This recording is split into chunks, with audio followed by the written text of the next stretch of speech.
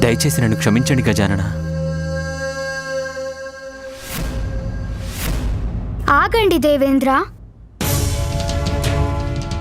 తమరు నాకంటే పెద్దవారు. పెద్దలెప్పుడు పిల్లల పాదస్పర్శ చేయకూడదు.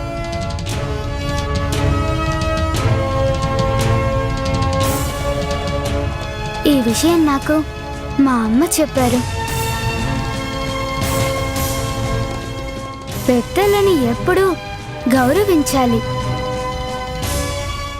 తమరు గనక క్షమాపణలు కోరాలనుకుంటే మా అమ్మగారిని కోరండి.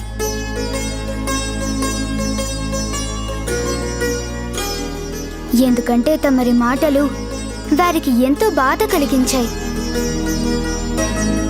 శ్రీ గణనాథుని దివ్య చరితాన్ని తెలిపే గొప్ప దృశ్య కావ్యం జై గణేశ. కాంతిలో స్టూడియోస్లో